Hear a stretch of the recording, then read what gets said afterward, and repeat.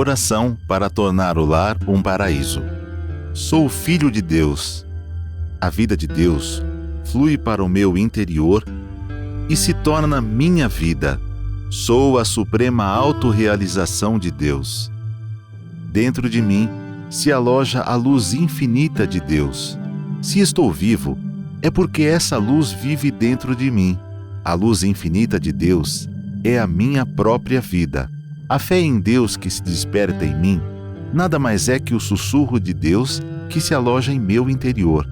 Quando clamo por Deus, é Deus do meu interior que está chamando por Deus Pai.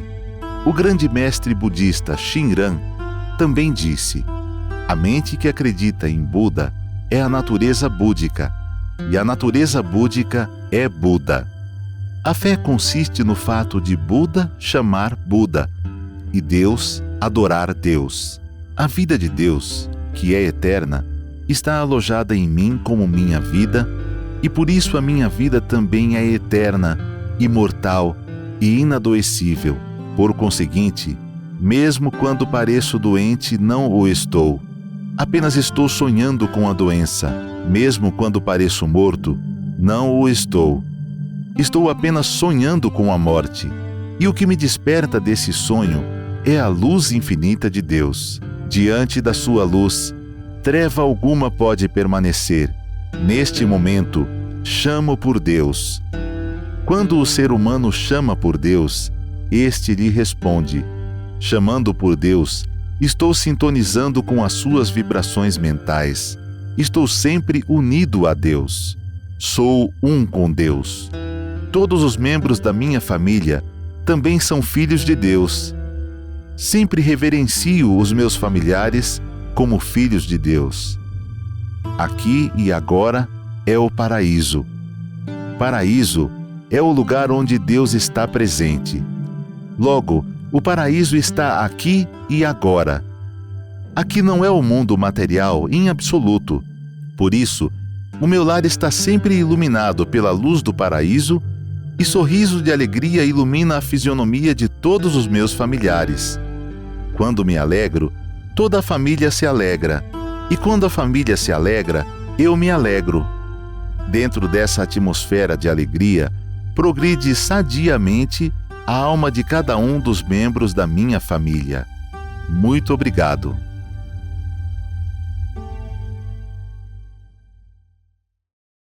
Muito obrigado a todos. Então vamos para a aula 491. Semana passada eu disse, por engano, 489, quando era correto 490, esqueci de acrescentar um. Então, hoje é a 491, contando desde o início, que foi em 2011. E pelo YouTube, começou posteriormente, então é a aula 120. Inclusive, pouco a pouco, eu faço algumas recapitulações dos volumes anteriores, porque quem iniciou pelo YouTube, as pessoas perderam as explicações do volume 1 até o volume 22, por aí, né? 22, 23. Então, pouco a pouco nós vamos recapitulando para que todo mundo possa ter um aprendizado mais completo, mais global de tudo, ok? Então, vamos, inicialmente, para a parte da aula. Primeira pergunta, então, vamos ao início da primeira pergunta. Feminino, viúva, 76 anos, tem um filho e 2 filhas, os 3 têm problemas no casamento. Por que isso acontece? O que devo fazer para mudar esse tipo de karma familiar?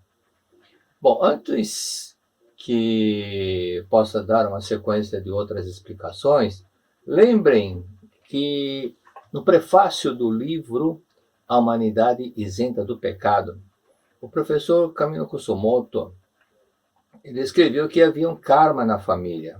Esse karma na família era a impossibilidade de pais e filhos viverem juntos. Ou os pais separavam, ou o filho faleciam. É o que está acontecendo com ele. E também havia outro detalhe, além desse detalhe, desse fato da esposa estar sempre sofrendo o aborto espontâneo. Outro fato era a desarmonia constante entre o casal.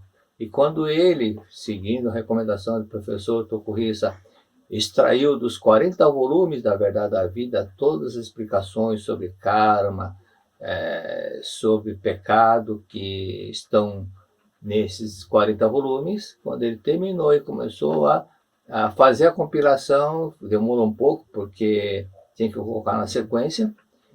E quando terminou, então a esposa deu à luz do primeiro filho, posteriormente vieram outros, e também as brigas cessaram. Então, na própria Sutra diz que a desarmonia também são situações que levam as pessoas a sofrerem pela consciência do pecado, pela ideia do pecado, pelo pensamento que está no inconsciente de que é pecador e que tem que sofrer. Então, é normal que quando as pessoas começam a ler e reler o livro Humanidades do Pecado, as desarmonias também cessam. Mas, além disso, vamos a outro detalhe. Como que era o seu relacionamento com seu esposo? Viviam um relacionamento, desarmonia, discutiam muito. Os filhos presenciaram essas desarmonias? Com certeza isso aconteceu, né? Porque para os 3 filhos terem o mesmo problema, realmente aconteceu. Então, mentalmente, peça perdão a cada filho. Aparentemente não tem nada a ver uma coisa com a outra, mas tem, porque as mentes estão interligadas pela mente coletiva da família. Então, peça perdão para cada filho, isso vai ajudá-los muito no seu relacionamento deles. E mais adiante eu explico outros detalhes, ok? Segundo ponto, não pense mais que eles estão com problemas no casamento. Por quê? Porque lembra da palavra orar em japonês? Significa inoro, e vida noro, declarar. Cada pensamento é uma declaração. Cada pensamento que nós acreditamos é uma oração. Por esse fato é que as coisas acabam acontecendo de acordo com os nossos pensamentos. Então, o nosso pensamento corresponde também a uma oração. Então, não pense mais que eles estão em desarmonia. Então, pense o contrário. Ao invés de pensar que estão em desarmonia, pense, mentalize, visualize a cena que eles estão em harmonia, que eles estão felizes, que estão sempre sorrindo. E pense só nisso. Somente nisso. Okay? Terceiro ponto. A senhora ganhou alguns presentes do seu marido, correto? Com certeza sim. Então, dê um presente a ele agora, que ele está no mundo espiritual. Esse presente não é nada material. A senhora não vai gastar dinheiro, não. Então, o que eu estou falando é um presente de orações durante 21 dias, especialmente para ele. Então, faça o seguinte, evoque o nome dele e faça a oração do perdão, depois agradeça, em seguida leia a Sutra Sagrada Chuva de Néctar da Verdade.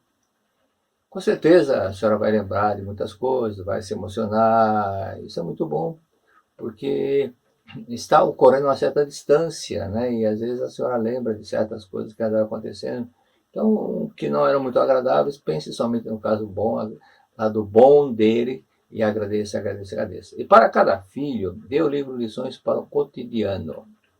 Para cada filho ou filha, né? Lições para o Cotidiano. Por quê? Porque esse livro consta vários relatos e explicações sobre a harmonia conjugal. Casais que estão em desarmonia e vários fatores e muito, assim, que vão tocar muito neles. Se eles lerem, as mulheres principalmente lerem, vai ajudar muito porque as mulheres são culpadas? Não tem culpado. Aqui as mulheres são mais comunicativas, são mais fáceis. Então, veja bem, mesmo as pessoas que estão frequentando a Seichoné, façam as pesquisas, peguem 100 homens e 100 mulheres. Perguntem para 100 homens e 100 mulheres qual grupo de 100 mulheres que, quando foi para conhecer Seichoné, já entrou no salão para assistir. E quantos homens? É muito comum os homens dizerem, eu passei 4, 5 vezes, mas não tive coragem de entrar. Na 6ª ou na 7ª vez eu entrei. Então as mulheres já não. São muito mais espontâneas nessa parte. Esse fato é que ajuda muito. Outro detalhe, um fato que aconteceu em São Caetano, em 1978, havia um casal de médicos, uma pretora que me pediu para que eu desse uma ajudazinha na orientação que ela estava dando. Então tinha um casal de médicos que trabalhavam juntos e de repente ficaram com um ódio tremendo um do outro. e já estavam pensando em separação. Então ela perguntou: o que eu faço? Eu falei: olha, fale para ela comprar o livro Lições para o Cotidiano e colocar uma capa de modo que o marido não perceba que ela está lendo esse livro. E fale para ele a mesma coisa, também colocar uma capa para que ela não saiba que ele está lendo esse livro. Aí depois de um mês eu perguntei: Antônia, como é que está aquele casal de médicos? Isso, está na lua de mel, está na lua de mel. Então os dois, cada um conversando com os seus próprios botões, fazendo uma auto-reflexão, viram a necessidade dele mudar, e cada um, ao invés de acusar o outro, cada um procurou buscar a solução dentro de si, harmonizar e o modo de falar, o modo de ter mais gratidão um com o outro. Tudo isso fez com que esse casal resolvesse o problema. Segunda pergunta: masculino, casado, 65 anos. Gostaria de saber por que eu tenho dificuldade de prosperar na vida. Se tem jeito de melhorar. Claro que tem. Claro que tem. Filho de Deus tem capacidade para tudo. Continuando a pergunta: também tenho muitas dificuldades de me relacionar, tanto na amizade quanto no trabalho. Bom, a primeira dúvida é se tem condições de melhorar. Tem, mas a causa está na segunda, né? A dificuldade que tem de se relacionar com as amizades quanto no trabalho. Então, esse é o problema. Por que você tem essa dificuldade para prosperar? Se constantemente você está em desarmonia com os colegas de trabalho, é natural que você não receba promoção, tenha dificuldade, de vez em quando perde emprego, e quando perde emprego é difícil conseguir outro porque ainda não perdoou os colegas do antigo trabalho. Tudo isso reflete no meu quarto livro, que deverá sair em janeiro. A oração tem força, a oração tem poder. Eu menciono sobre isso, ok? Então, me cito casos de pessoas que estão na mesma situação. O que você precisa aprender é melhorar o relacionamento no trabalho. Essa é uma das causas principais de não prosperar, conforme eu já disse. Então, quando se vive em desarmonia em casa, por exemplo, ou no local de trabalho, as coisas não avançam. Analise a bandeira brasileira: ordem e progresso. O que é ordem? Ordem é harmonia, é cada coisa no seu devido lugar. Quando está em ordem, quando está em harmonia, né, as coisas vêm consequentemente. O que acontece consequentemente? O progresso. O trilho do trem, se o trilho não estiver cada um no seu devido lugar, não estiver em ordem, cada um no seu devido lugar, não existir harmonia entre a distância entre eles, o trem não avança. Então o trem não progride. Só progride se houver ordem, harmonia. É isso que você precisa fazer. Então, como fazer, o que fazer? Fique atento aos seus sentimentos. Policie a si próprio, aos seus impulsos, ao seu modo de pensar. Então não fique mais olhando defeitos alheios. Se policie para não ficar vendo defeitos alheios. E quando se critica normalmente, ficamos o quê? Se você critica normalmente, mesmo que seja mentalmente, você já fica brigando com ela, com a pessoa. Você está criticando, você está brigando. Então a Seituin ensina a ver o lado positivo das pessoas, coisas e fatos. Então veja o lado positivo dos seus colegas. E Cristo disse: não julgueis para que não sejais julgados, porque com juízo com que julgais, sereis julgados também. E com a medida que vos medis, também será medido. Você também será medido, né? Então isso está em Mateus capítulo 7, versículo 1 a 2. Portanto, não julgue, não critique seus colegas, nem em pensamento. Completando a explicação. Agora, na revelação divina da grande harmonia diz o quê? Reconcilia-te com todas as coisas do céu e da terra. Quando você efetivar a reconciliação, se harmonizar com todas as pessoas do céu e da terra, todas elas serão seus amigos. Mas se você analisar a palavra amigo, veja, amigo é aquele que ajuda o outro, inimigo é aquele que prejudica o outro. Mas se você está em inimizade, não está manifestando harmonia com seus colegas, você vai sempre alguma coisa vai acontecer desagradável, ok? Então, se fores vítima de algo, atingido por micróbios ou espíritos baixos, diz na revelação divina, se você for vítima de algo, e você está sendo vítima de algo, não consegue prosperar, é sinal de quê? De que não está em harmonia com tudo e com todos, ok? Então falta dinheiro, falta aquilo, uma doença aqui, uma doença lá.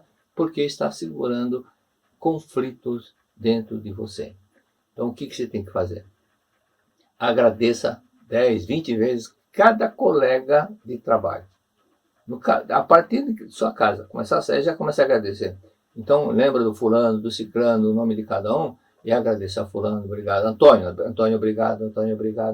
Antônio, obrigado. Antônio. João, obrigado, João, muito obrigado, João. Vai agradecendo até chegar no local de trabalho. Todos eles. E quando alguém vier falar com você, ou seja, a primeira coisa que você tem que fazer, ao chegar no local de trabalho, bom dia, sorrindo, bom dia, feliz dia a todos, muito obrigado, feliz dia a todos. Isso não vai doer para você falar, mas você vai se sentir feliz porque você está transmitindo paz, harmonia, sorriso. Isso fará com que eles também farão o mesmo com você, porque você mentalmente está agradecendo, está cumprimentando com sorriso, e quando vier falar com você, você ouça, depois você fale. Se não estiver de acordo com o pensamento dele, não precisa brigar. Se você torce para o time e ele para o outro, cada macaco no seu galho, né? Então não vai ter problema. É um ditado antigo que cada macaco no seu galho, não vai ter problema, cada um no seu devido lugar. É a opinião dele, é o gosto dele, você também tem a sua opinião, você também tem o seu gosto. Então nada de ficar criticando, e se alguém brincar com você, seu time perdeu, dá uma risadinha, fazer o quê? Fazer o quê? Né? E até há pouco tempo eu também estava dessa forma, fazer o quê? Mas agora não, agora está tudo está melhorando. Então, pratique a página 97 do livro Conquiste a Felicidade com Amor. É até bom você ler esse livro, que é o primeiro livro que eu escrevi. Outra pergunta, terceira pergunta, feminino, solteira, 45 anos. Eu e meus 2 irmãos temos uma lojinha de lanche de rua. Estamos pensando em fechar porque não temos clientes.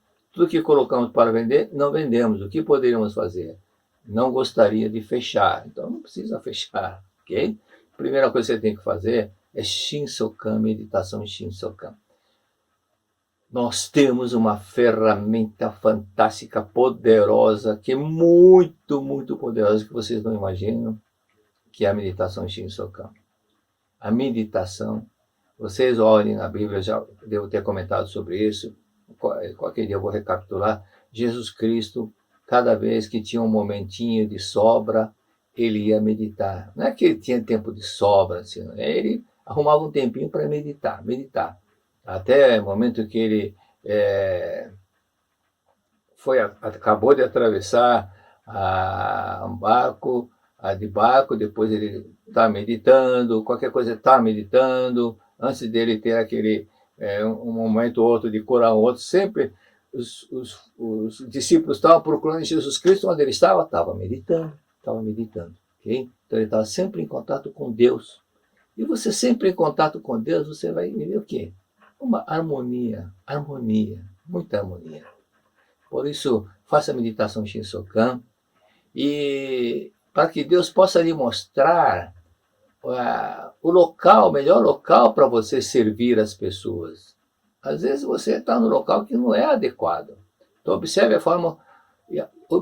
a forma que precisa orar. Não é pensar em si, eu quero prosperar. Não, pense onde nós podemos ficar para atender aquelas pessoas que mais famintas estão ao sair do trabalho ou ao dirigir a escola, alguma coisa assim. Então, Deus, dá-me sabedoria. É o que Rei Salomão fazia. Deus, dá-me sabedoria. Qual o melhor local para ficar? Às vezes você está no local onde as pessoas estão passando de volta de um restaurante, ou estão passando da volta no momento que não estão com fome, e acabam não parando. Então, faça o Shinsokan, isso vai fazer com que virá uma luz, uma indicação, uma intuição. Ou alguém vai falar, por que você não fica tal? Ou seja, de uma forma ou de outra, ou você vai sonhar com o local, você pedindo a Deus, Deus vai te atender. Deus não nega ajuda. Deus sempre responde aos seus pedidos, sempre. Mas eu não escuto. Ou você não escuta, porque muito barulho você não escuta. O barulho da mente, às vezes, de tumulto, de ego, de briga, de discussão, de desarmonia, não escuta mesmo. Mas no silêncio da mente, quando estamos em paz, a mente fica silenciosa. É nesse momento de silencioso que você escuta a voz de Deus. Ok? Então, é importante estar sempre em harmonia, e agradecer, e ter em mente também, né, o seguinte: para receber é preciso dar. É o que a senhora Mann falava: para receber é a lei da mente, para receber é preciso dar. Para colher, para o fazendeiro colher, é preciso plantar, é preciso dar a semente para a terra. E o que vocês estão dando para o fruto da árvore da sua vida? Você é o fruto da árvore, seus irmãos são o fruto dessa árvore, seus pais são os troncos, e os seus antepassados as raízes, certo? Então, se a raiz não estiver bem fertilizada, não estiver recebendo água, o fruto não cresce, não fica bom.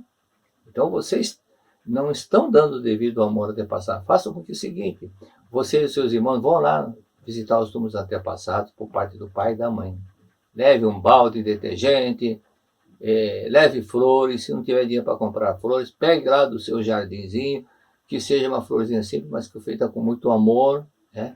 Mais vale você pegar uma flor do seu jardim, uma florzinha simples. Ah, mas não tá florida, não faz mal, mas leve com amor, tá? Leve com amor. Melhor levar uma flor do seu jardim do que uma flor plástica, melhor uma natural do seu jardim. E esse amor com que você vai oferendar aos seus antepassados. E em casa, não esqueça de ler a Suta para os seus antepassados. É a parte básica, né? Nós temos muitos relatos de pessoas que começaram a prosperar quando passaram a dar aquele amor, aquela atenção aos antepassados, orando diariamente. E eles ajudam. Aquele caso da senhora que vendia joia, mas ninguém comprava, né? Eu já falei isso várias vezes, talvez vou repetir outra vez. Então, cuide da árvore da sua vida, leia a Suta Sagrada para eles, e de manhã monte, e na parte, se vocês montam a barraca, que hora? Se estão montando lá para a parte da tarde, 2 horas, de manhã façam outra coisa, né? Montem ao invés de monte 3 barraquinhas. Em São Paulo tem muito disso. A pessoa monta uma barraquinha assim com, né, uma mesinha pequena, aí serve o que? Bolo, café, e tá lá R$3, R$5. E o pessoal que vão para o trabalho, que acorda cedo, que sai de casa às 4h30, 5 horas da manhã, desce do ponto e já está indo para o local de trabalho, vê aquelas barraquinhas, já come um pedaço de bolo, um pedaço de pão com manteiga e um gole de café por R$5, que não sei quanto que é, e vende muito. Tem muitas barraquinhas pequenas. Lá para as 9 horas, eles desmontam a barraquinha e vão para casa, né? Então, detalhezinho, é um ganha-pão a mais. Então, à tarde depois, vocês montam a barraca grande, que vocês têm. A barraca não, deve ser um caminhão, né? Caminhãozinho que vocês têm, ok? Faça isso, ou seja, buscar alternativas. O outro ponto é a pergunta número 4. Outra pergunta. 4. Feminino solteira, 54 anos. Eu tenho transtorno obsessivo compulsivo. O TOC, chamado TOC, né? Então, o que fazer? Quando eu perco o controle da minha vida, dá pane, isso é blackout ou colapso, é quando tenho crise de pânico. Como me curar do TOC?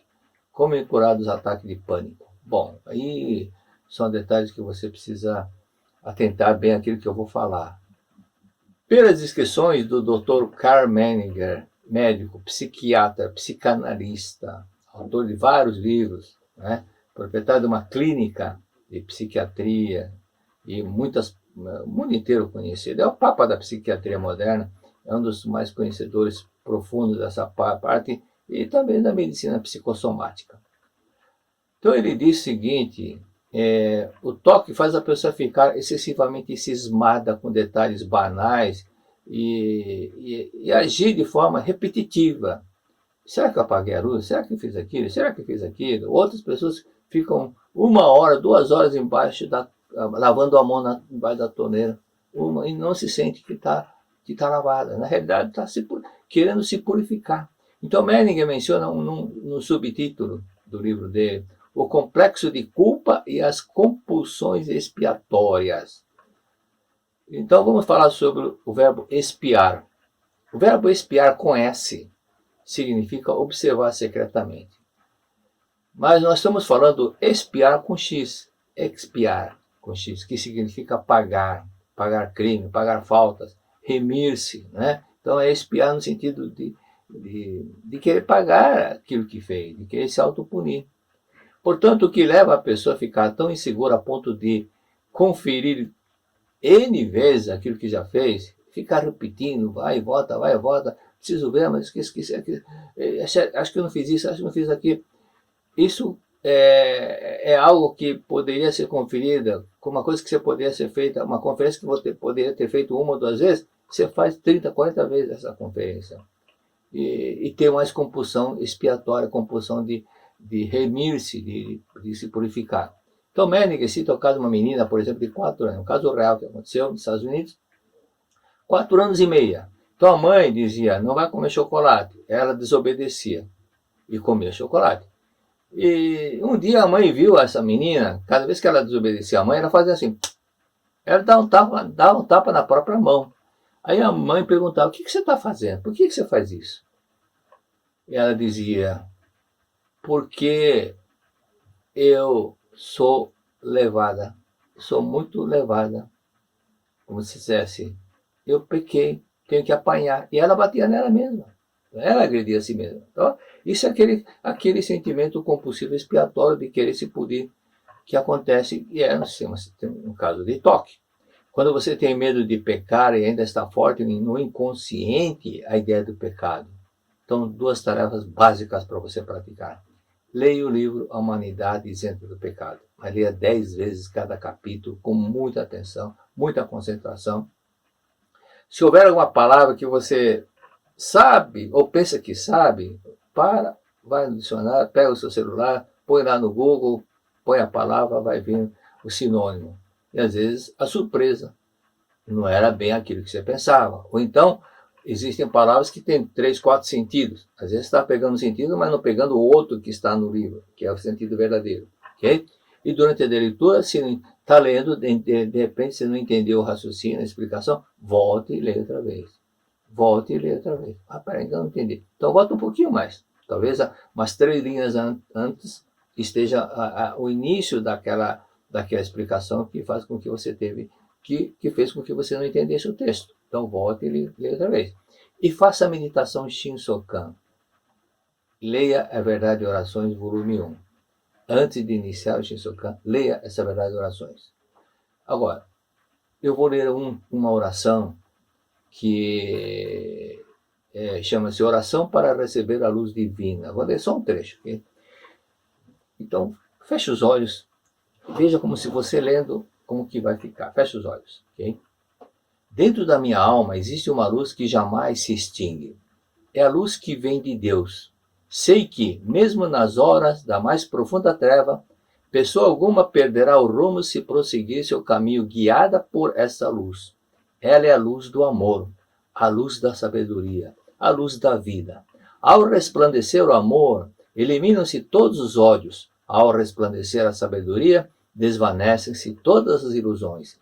E ao resplandecer a vida, desaparecem a fadiga, a senilidade, as doenças, a morte.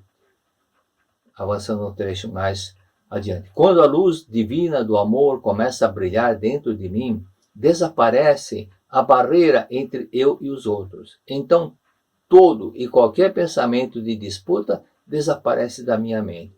Os sentimentos de cólera e ódio transformam-se em perdão. E, finalmente, torno-me capaz até de abençoar os que me ferem. Mantenho constantemente aberta a janela da minha mente, e eis que recebo neste instante a luz divina do amor. Amor com letra maiúscula, que é o Deus, amor de Deus. Com seu grande esplendor, ela brilha toda a minha existência. Eu pulei alguns trechinhos, mas é esse tipo de mensagem que você vai ler. Então, esse livro, essa oração, por exemplo, você leia 2, 3, 4, 5 vezes. Mas cada dia, ao acordar, assim que despertar, leia uma oração. E à noite, leia a mesma oração, para registrar bem. No dia seguinte, leia outra oração. Mas essa oração que acabamos de ler agora, você leia periodicamente, assim como tem outras orações que você vai se sentir muito bem para atender aquilo que você está passando. Vai passar, o problema vai desaparecer, com certeza. Então deixe na cabeceira E quando voltar à normalidade, as atividades presenciais nas academias, vá assistir um seminário de 3 dias, ok? Quinta pergunta, masculino, 60 anos, sou bancário aposentado, tenho 2 filhas, uma com 28, outra com 25. Desde a minha aposentadoria há 4 anos, entrei numa espiral de dificuldade financeira, com dívidas e dificuldades para pagá-las. Tive que escolher o que consigo honrar e outras que tive que parar de pagar. No momento, temos excelente relacionamento familiar. Essa situação de mudança de padrão está causando sofrimento à família, que sempre foi a prioridade, e sofro vendo elas assim. Já li algumas vezes o livro Humanidade Sem Pecado e cuido dos meus antepassados. O que devo fazer para mudar esse padrão mental? Bom, sobre os antepassados, só que se você está fazendo por fazer, não é o correto não. Você tem, quando for, você vai ao cemitério, com muita gratidão, muita reverência, muito respeito. Agradeço-os em posição de oração. Muito obrigado, antepassado. Os senhores são luz, são espírito. Muito obrigado. Lave com muito amor. Obrigado, obrigado, antepassado. Lave a superfície. Obrigado, obrigado, antepassado. Ok? E em casa, com muito amor e gratidão, leia a Sutra Sagrada para os antepassados. Então, várias pessoas me comentaram que estavam com problema financeiro, enfermidade, etc. Já haviam lido o livro Humanidade Sem Pecado algumas vezes, mas quando disse para fazer a transcrição ou lerem 10 vezes cada capítulo, entenderam algumas partes que não tinham apreendido realmente. Então eu já li dezenas de vezes esse livro, mas periodicamente gosto de reestudá-lo. Ainda anteontem estava relendo para os meus antepassados aquele relato do Sr. Komori, e aí eu observei que havia uma explicaçãozinha que ajuda muito a reforçar o entendimento, ok? Então, nas partes que há relato, por exemplo, há explicações que muitas pessoas passam direto e não entendem, não pararam para entender bem a explicação. Por quê? Porque ficou na mente dela o final do relato, como é que foi, ele ficou curado, ficou não sei o quê, e esquece de atentar-se na explicação do relato. Então é bom que fique atento a essa parte. Por esse fato é comum as pessoas pularem os relatos e as respectivas explicações que são importantes para a compreensão geral do estudo. Okay? Faça então a transcrição do livro, outra forma, ou leia 10 vezes conforme já disse. E na Idade Média, antes da Inquisição, a palavra pecado, como cita Menninger, era muito forte. E aqueles que reencarnaram no Ocidente no período da Idade Média, que foi do ano 476 a 1453, e da Inquisição, este não iniciou na mesma data de todos os países. A Inquisição, cada país teve um início num período diferente.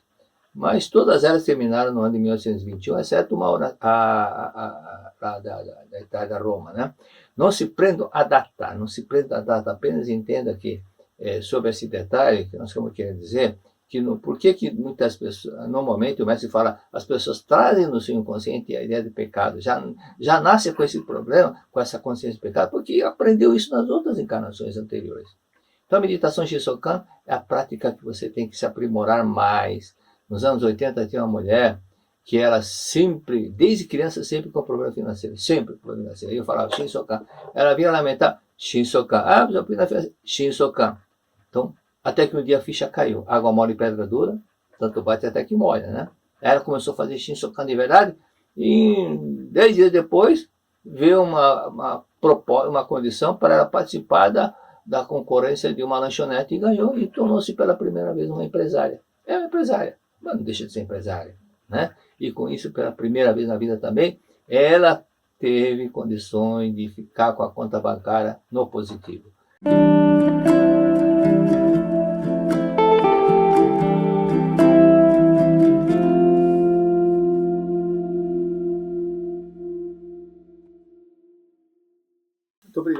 Muito obrigado, que Deus abençoe a todos, muito obrigado novamente. Então vamos à parte 2, que é Sermão da Montanha. Mas antes, não podemos esquecer de dar os abraços, senão vai ter a reclamação. Abraço para Jundiaí, São Paulo, cidade da qual me deram o título de cidadão jundiaense, né? Muito obrigado, grande abraço. Regional Paraíso, BH, Tupã, São Paulo, Frederico Westphalen, Rio Grande do Sul, Garça, São Paulo, Regional Passo Fundo, Rio Grande do Sul, Nova Iguaçu, Rio de Janeiro, Contagem, Minas Gerais, Itapevi, São Paulo, Jales, São Paulo, Alcinópolis, Mato Grosso do Sul, Peru, José Salazar, saludo a todos. Regional Campinas, São Paulo, Regional Fortaleza, Regional Barris e Pituba, as duas da Bahia. Abraço para Rio Verde, Goiânia, e cumprimenta de Goiânia, da Regional Goiânia. Cumprimenta os maravilhosos e perfeitos filhos de Deus com o sonoro boa noite. Adelício, de Rio Verde, muito obrigado. Grande abraço para Itajaí, Santa Catarina, Palhoça, Santa Catarina.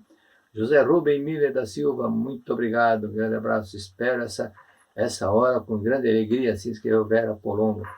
E Aurora Araque, não tenho palavras para expressar gratidão que tudo que aprendo. Muito obrigado.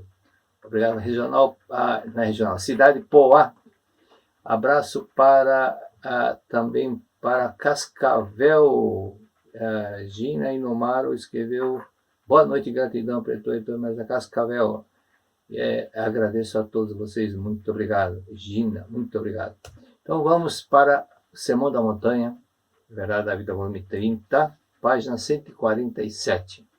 Este é um dos fantástico, maravilhoso, muita sabedoria, e mostra como realmente tinha sabedoria, muito amor, Jesus Cristo. Por esse fato que, portanto, no momento que você estiver meio assim, baixo, meio cabisbaixo, meio triste, o Sermão da Montanha vai te dar uma alegria muito grande. Então aqui diz: a Seitonê interpreta corretamente a doutrina de Cristo. Como a Seitonê não é uma religião que mantém uma posição sectária de divisão, né? Faz preleções interpretando as escrituras budistas, os textos shintoístas e também a Bíblia, objetivando vivificar todas as religiões. Aqui, às vezes a pessoa pode pensar que seja pretensão, mas não é não, que a Seitonê veio com esse objetivo, que é o ensinamento, as religiões, com o decorrer do tempo, porque as escrituras vão perdendo, vão tendo mudanças, né? Muitas palavras vão se alterando, vão sofrendo mudanças. Por exemplo, na década de 50 falava assim, asinha, asa pequena, quando está com pressa. Lero, tá no ré, eu lembro, era garoto, quando alguém fazia um trato, ela dizia, tá no ré. E muitas conversa fiada, então são certas expressões que caíram em desuso. E surgem palavras novas, gírias novas, né? Então isso, até gírias acabam se transformando oficial do idioma no local. Não é somente no Brasil, não, em todos os lugares. Mas o próprio Japão, depois da guerra, houve uma transformação muito grande e inglesaram muitas palavras. Eu já comentei até que quando fui pela primeira vez no Japão, e eu falei de um caderno, eu falei chomen, a turma dera risada, né? Chomen não se... Só os antigos que conheciam a palavra chomen, que era do japonês clássico. Noto, então inglesaram as palavras.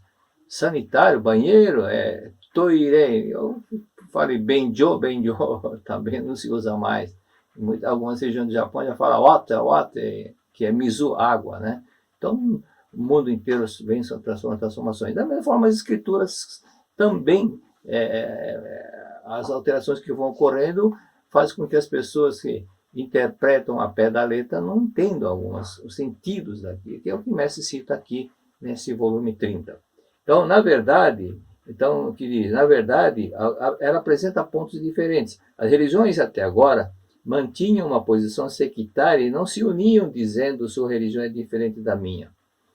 Não se uniam no sentido, não é no sentido de fazer uma única religião. Isso nunca vai acontecer, porque cada um segura o seu pedaço, né? Cada um segura a sua parte e muitas vezes não querem abrir mão. Então, na realidade, quando se fala unir, no sentido de não atacar um ao outro, mas procurar na essência e ver que na realidade, todas elas falam a mesma verdade, só que em expressões, palavras diferentes. E isso que as pessoas precisam entender. Por isso que o budista entendeu o cristianismo, os cristãos entenderam o budismo, e assim vice-versa. Isso ajuda muito para que a própria pessoa entenda a sua própria religião, né? Cada um entenda melhor e se aprofunde mais na sua própria religião. A Seitonê, porém, não diz eu e você somos diferentes. mas eu e você somos iguais. Retornando ao ensinamento original do fundador, a essência da doutrina, nós nos identificamos. Né? Na essência, nós nos identificamos. Por isso que a verdade é uma só. A verdade é um só. Então, mas se cita no cartilha, parece que é a cartilha da vida, os três irmãos, um diz, não, o correto é a mamãe. O outro fala, não, o correto é a mãe. Não, o outro é a manhê. Cada um chama de uma forma, mas a pessoa é a mesma. Né? A pessoa é a mesma. Por esse fato que ficarem brigando por causa de religiões, e muitas vezes até dentro da própria religião ficarem criando atrito, não é o correto, não é o conveniente. Né? Então, na verdade, as religiões não é simplesmente para dizer eu tenho uma religião, mas para que a pessoa possa praticar a sua religião e alcançar gradativamente um desenvolvimento espiritual cada vez maior. Não há dúvida de que todas as escrituras sagradas, sem exceção, contêm a vida. Contêm a vida. Não há dúvida que todas as escrituras sagradas, sem exceção, contêm vida. É isso que a Cistiane fala. Por isso que a Bíblia, né, comentamos outro dia, a Bíblia é composta de vários livros, todas elas escritas sob inspiração divina. Então, a verdade não está somente aqui ou lá, não está somente no livro da Sintonia. A verdade está nas escrituras budistas, hinduístas, cristãs, em todas aquelas que vieram sob inspiração divina, que são as escrituras sagradas. Entretanto, apesar de existirem escrituras maravilhosas, se quem as lê não tiver inspiração, que é a chave para decifrar a vida, ou mesmo tendo-a, não souber usá-la, não conseguirá entender o verdadeiro significado dessas escrituras sagradas e, por conseguinte, não poderá extrair o valioso tesouro contido nelas. Este tesouro valioso contido nos ensinamentos. Qualquer que seja a religião, se o seu seguidor, um cristão, por exemplo, que segue o cristianismo, conseguir apreender, não é somente aprender, mas apreender com dois e's, entender, assimilar, guardar, como disse Jesus Cristo, né? E extrair realmente a verdade contida na Bíblia, a vida dessa pessoa deverá ser necessariamente ativada. Sua mente deverá se tornar radiante, seu destino terá de melhorar, e se estiver doente, deverá ser curada. É que nós comentamos algumas vezes o que aconteceu com Star Daily, depois que ele sonhou com Jesus Cristo, no momento que estava sendo torturado, e foi quando ele deixou de ser aquele bandido temido por todas as pessoas, até pela polícia ele era temido, e conheceu uma pessoa maravilhosa, um espírito muito grandioso, um santo homem na penitenciária, que era um outro prisionário que estava condenado à prisão perpétua, que era o Leifer, né? E Leifer foi ensinando a Bíblia para Star Daily, e foi despertando, entendendo, a ponto dele praticar. Só conhecer não adianta, tem que aprender e praticar.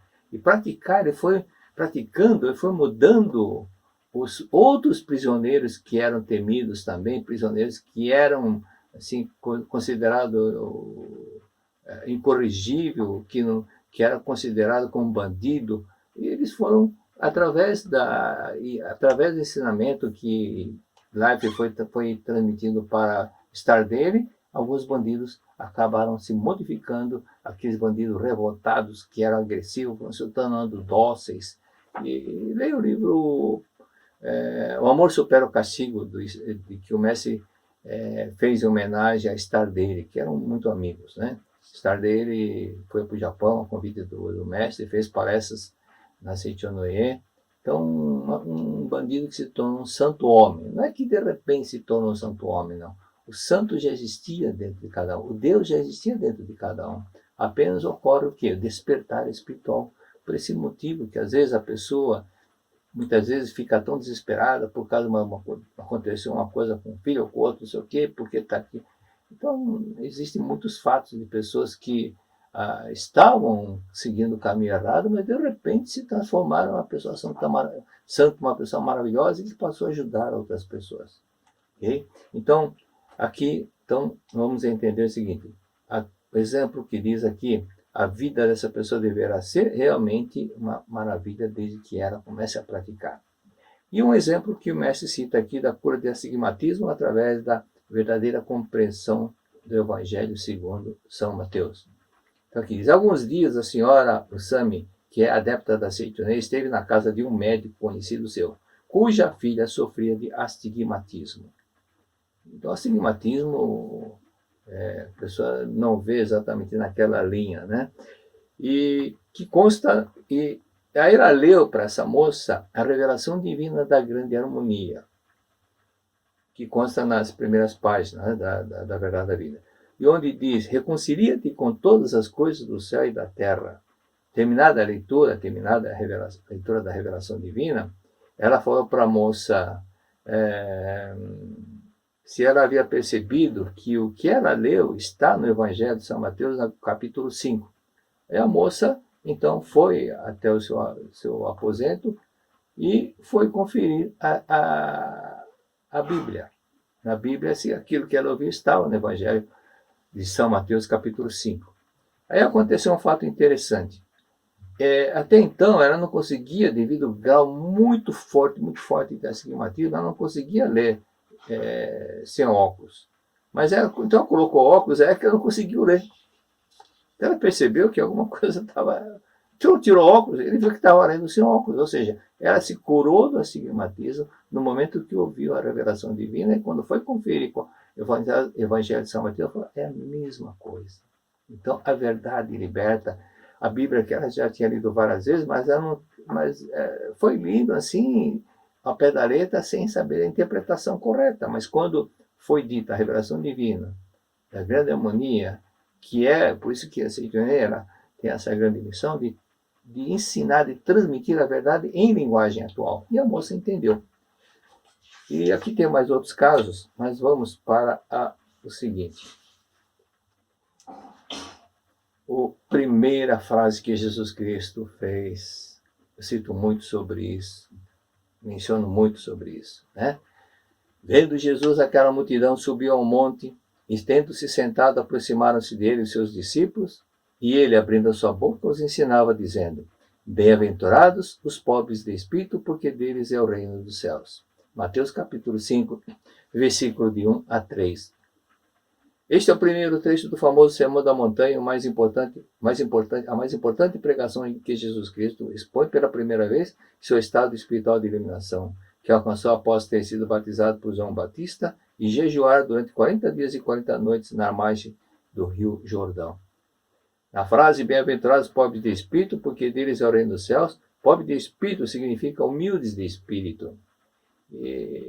Então, há uma necessidade de explicar isso, porque pobre de espírito, na linguagem atual, não é nesse sentido que Cristo disse. Eu não liga, o sujeito é pobre de espírito, para que vai perder tempo com isso? Ele é pobre de espírito, como se fosse um sujeito anormal, mentecapto, idiota, né? Mas não é nesse sentido.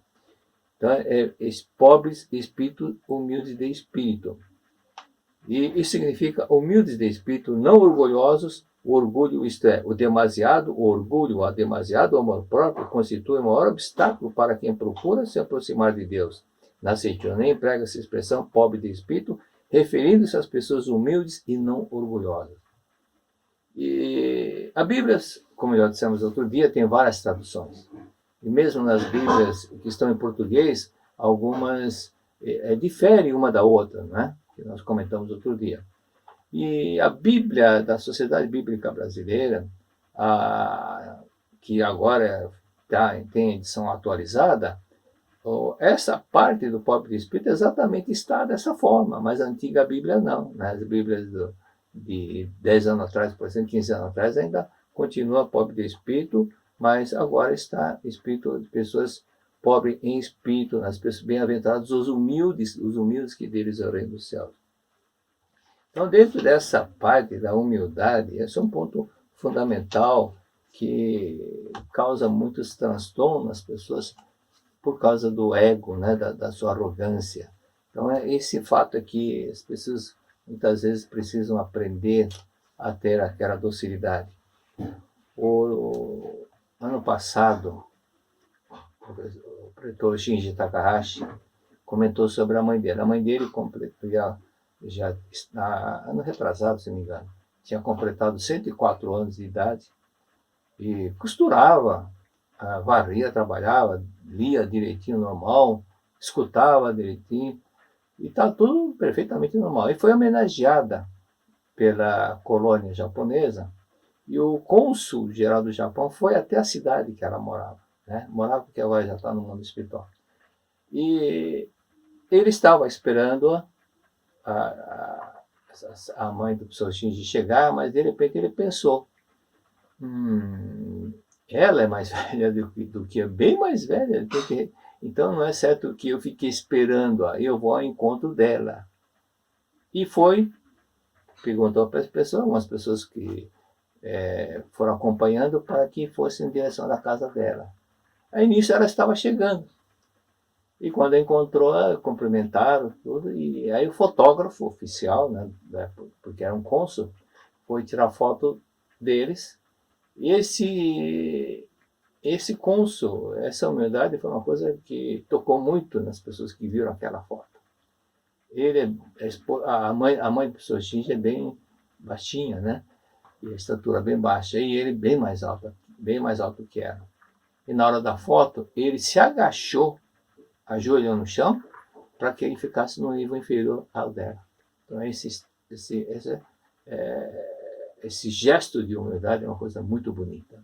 Então, dentro desse fato é que eu coloquei no livro, no segundo livro, quando fui ao Japão, eu fui com o professor Fumio Nishiyama.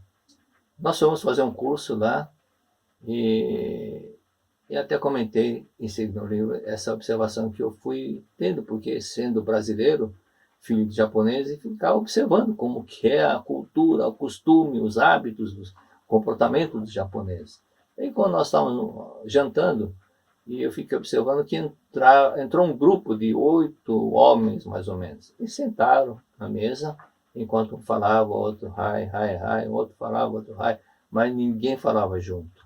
Quando quando uma pessoa estivesse falando, todo mundo ficava atento, hai, hai, mas atento assim, ouvindo, mas dando umas garfadinhas, né? Mas ninguém interrompia, ninguém falava. E quando chegava a vez, o outro também falava, o outro ouvia, e assim, sem entrar em choque, humildemente um ouvia ao outro.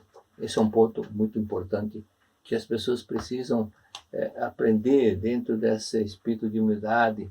Então, muitas pessoas em casa começar a praticar, seria muito diferente. Às vezes, um casal, lógico que às vezes tem opiniões diferentes, mas por causa da opinião diferente, às vezes eles ficam exaltados, discutem e ficam 2, 3, 4, 5, 10 dias sem se conversarem. E um não quer puxar a conversa por causa do orgulho um pouco alto, né? Então, esse ego um pouco alto, falta de humildade, não ficam puxando a conversa. Mas aí é que exatamente as pessoas precisam compreender essa parte. Eu lembro quando tinha 16 anos, mais ou menos, eu comprava muita revista Seleções, Reader's Digest, tinha uns artigos bem interessantes, né? Bem diferentes dos últimos que eu adquiri, e tinha uma frase de um provérbio chinês: o bambu quanto mais alto cresce, mais baixo se curva, demonstrando que é a humildade, né? Então, na hora do almoço, aquela frase deu uma mexida comigo, eu fui comentar com meu pai. O meu pai falou, sim. Meu pai é muito culto, né? Porque ele estudou científico no Japão, e científico no Japão, naquele tempo, o colegial, eram 17 matérias. E o estudo no Japão é muito difícil, é muito mais puxado que no Brasil. Então, para que você tenha uma ideia, né? O Japão tem 3 alfabetos, né? O alfabeto katakana, hiragana e os ideogramas, os kanjis. Então, no tempo que meu pai estudou ideogramas, era na base de 5.000, 6.000, ou seja, o ideograma, a escrita, ela foi adotada de acordo com a escritura chinesa, só que as pronúncias são diferentes. Então, para um garoto aprender os alfabetos já é um pouco puxado. Então, o período que eles ficam na escola é bem mais longo que o nosso, né? Então, dentro desse detalhe, meu pai estava sempre lendo livro, Aí, quando eu comentei sobre o provérbio chinês, o bobo, quanto mais cresce, mais alto cresce, mais baixo se curva, mais humilde se torna, né? No sentido de humildade. Aí meu pai disse, então eu vou falar um provérbio japonês. O arroz, quanto mais cheio fica o cacho, mais rico fica o arroz, mais baixo ele dobra também. Por isso que esse é um detalhe que nós temos que não somente aprender, e dentro da situação de humildade, do ego também, né? Então meu pai falava muito sobre o japonês, ficava sempre, não é que ficava encolhido, retraído, não, é que ele evitava falar eu, né? Evitava falar eu, para não mostrar que está com o ego lá no alto, que está muito arrogante. E sempre procurando colocar o eu de uma forma inferior. Por isso que quando, esse é um comentário que meu pai fazia e ria quando ele falava isso, né? Falando no Japão, você vai visitar, a pessoa vai receber uma visita, ela fica 6, 7 horas cozinhando, e capricha na comida, e quando a visita chega, ele fala, não está gostoso, mas experimente, não está gostoso, mas coma. Aí ele falou, no Brasil ao contrário, como que está gostoso? Como que está gostoso? Então, exatamente, essa cultura ocidental com a oriental é bem diferente. Tudo é oposto, tudo é diferente. Chega lá no Japão, o volante do motorista é do lado direito, é a cópia dos ingleses, né? Então, muitas coisas são bem diferentes. Nós escrevemos assim, né? E eles escrevem assim. Escrevem assim. Por isso que o professor Honda brincava, né? Os brasileiros não são tão humildes igual os japoneses, porque qualquer coisa, o brasileiro está lendo, não está concordando. O japonês concorda com tudo, né? Então, é uma brincadeira que ele fazia. E depois, na página 155, diz o seguinte: bem-aventurados que choram o falso eu. Bem-aventurados que choram, porque serão consolados. Mateus capítulo 5, versículo 4. Assim está escrito na Escritura, sempre dizemos, ria alegremente. O volume 7, mestre, fala sobre isso, né? Ria alegremente. Viver rindo alegremente é o caminho que conduz a Deus. A tristeza não é o caminho que leva a Deus. Por isso recomendamos, tenha ânimo, seja alegre. Entretanto, este versículo diz, os que choram serão consolados. E aí parece que é uma coisa diferente da outra. Então, numa interpretação superficial, diz o mestre, esta frase parece que somente aqueles que entristecem e choram serão consolados por Deus, e aqueles que se alegram não serão consolados. Dá essa impressão. Porém, alguém pensar que esta afirmação bíblica diverge do pensamento da Seitonê, pode pensar. Porém, o significado da expressão os que choram é outro, não é no sentido de ficar lamentando, ficar só reclamando da vida, não é nesse sentido. Ela se refere àqueles que choram o falso eu e procuram abandonar o falso eu. Quando estudamos A Verdade da Vida, volume 18, lembra da senhora Mia? Eu cito muito esse caso, porque quando ela aprendeu que tudo é projeção da nossa mente, essa senhora Mia, ela começou a refletir, por que o marido é assim, por que o marido era sisudo, por que o marido só falava não. Quando ela entendeu isso, começou a fazer uma auto-reflexão, uma introspecção, ela pensou, eu que estou com muito capricho, eu que estou muito implicando com ele mentalmente. Aí mudou. Quando mudou, o marido também mudou. E aquele marido que só fala não, começou a ser bem diferente. E a filha também mudou de comportamento, né? Lembra que a filha estava tomando sopa e de repente falou, mãe, tem uma borracha na minha boca? E tirou a pele do frango. E se fosse antes, ela já ficaria reclamando, já ia cuspir no prato, ou coisa parecida, né? Ia reclamar. Mas quando ela mudou, a filha também mudou e deixou de ser aquela filha implicante. Tudo isso vai acontecendo. Por esse fato também, o significado das pessoas que choram falso eu, ela se refere àqueles que choram falso eu. Então, não o eu verdadeiro, o eu falso. O eu falso é aquele que implica, aquele chato, aquele que critica todas as pessoas, aquele que fica ranzinza, mal-humorado, carrancudo. Esse é o falso eu. Então chora, não, eu estou sendo assim, eu preciso deixar de ser falso, tenho que ser mais atencioso, né? Não posso ser tão da forma como estou sendo. Eu preciso manifestar mais ser mais atencioso, mais prestativo. Preciso sorrir mais. Então vai chorando o falso eu. Na verdade, estou sendo muito triste, muito carrancudo. Então chora o falso eu. Aquele que não é o eu verdadeiro.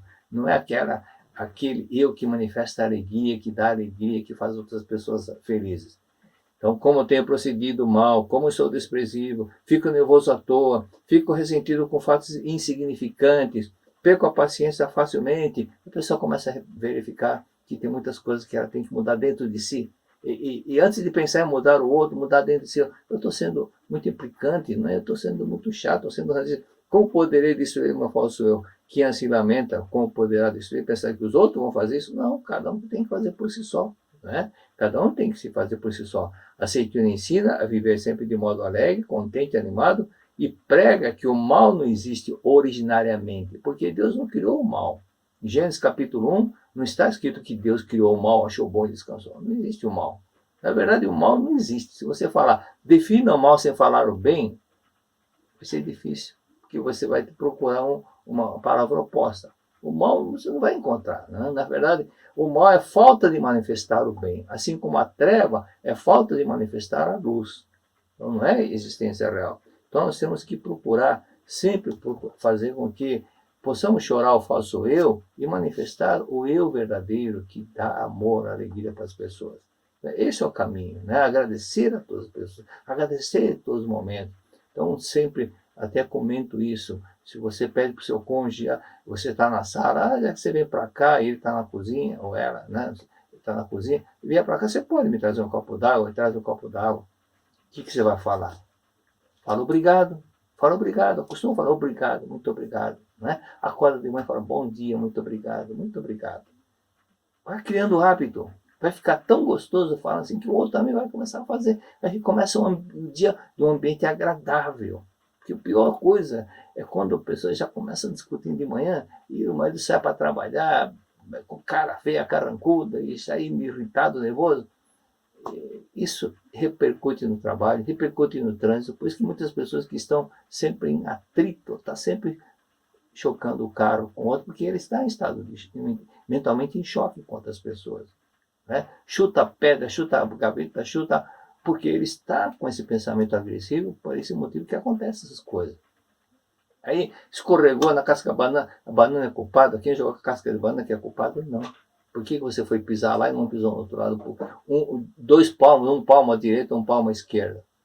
Né? Porque a sua mente está exatamente naquela situação. Tudo é projeção da nossa mente. Então, quando nós choramos, reconcilia-te com todas as coisas, procurar praticar, é fácil? Não é fácil. É difícil porque mexe com o ego da pessoa. Mas nós temos que dominar. Né? O cavaleiro corresponde ao consciente e o cavalo subconsciente. Então, nós temos que aprender pouco a pouco, dominar, fazer, adestrar, ensinar, criar bons pensamentos para que não fique com aquela... Por que de repente vem um pensamento negativo? Por que vem um pensamento assim?